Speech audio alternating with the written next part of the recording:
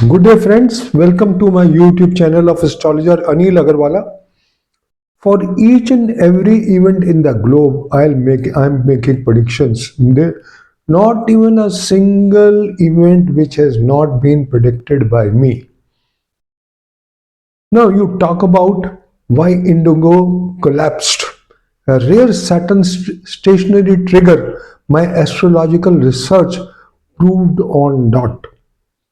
I had written that when Saturn becomes stationary in any sign, it pierces in that sign and wherever it aspects.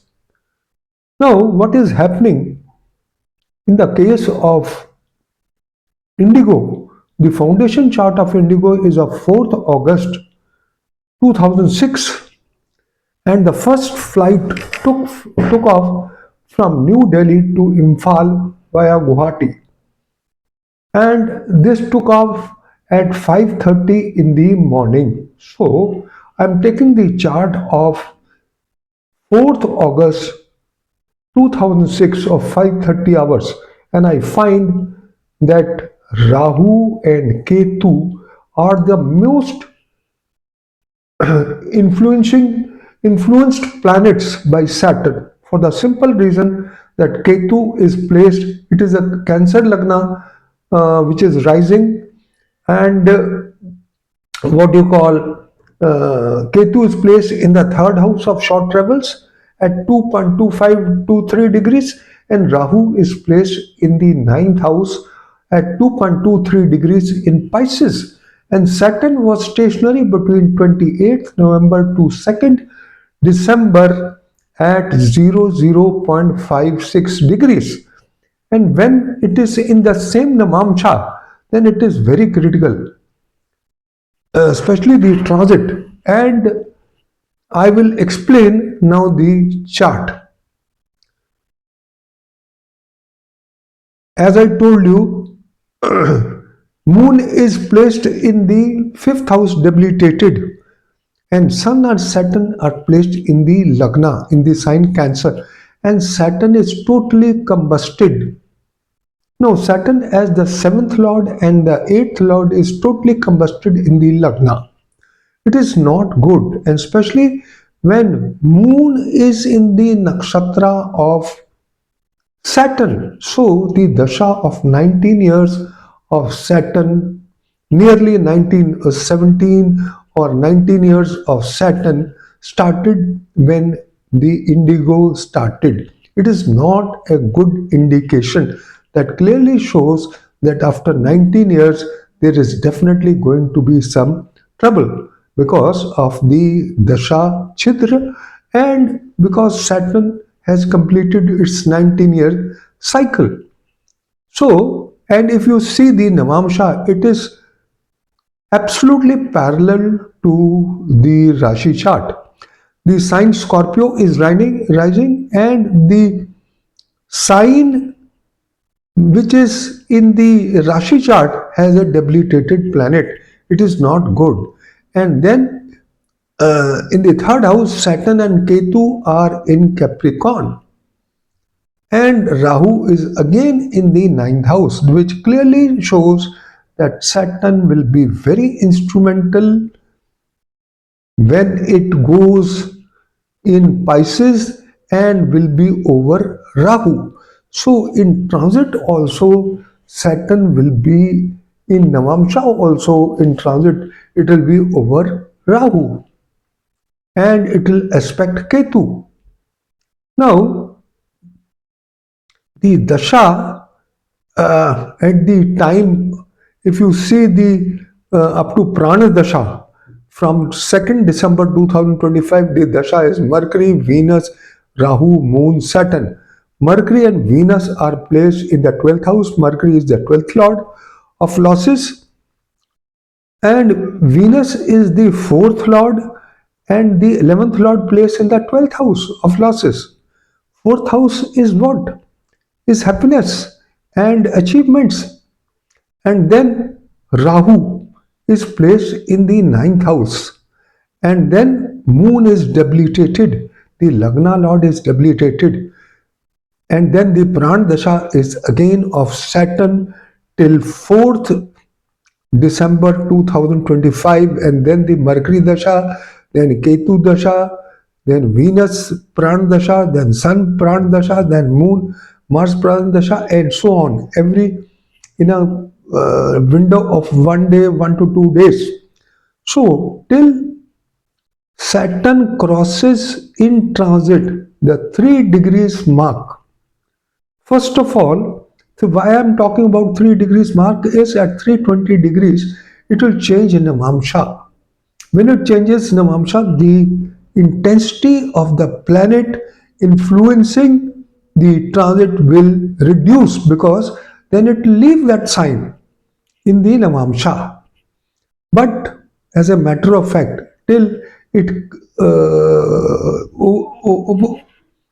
overrides 3.2 degrees, which will be around the 21st of January. It will create fear in the minds of the travelers, a phobia in the minds of the travelers, and the IndiGo may not be able to solve the 100% problems. Although they will be on the right path to do it, but they may not achieve till 21st of January, and people will not be encouraged to travel in this airlines. Now, if you see the chart of the 2nd December with Indigo with the same ascendant, Saturn is at 00.57 degrees over the natal Rahu.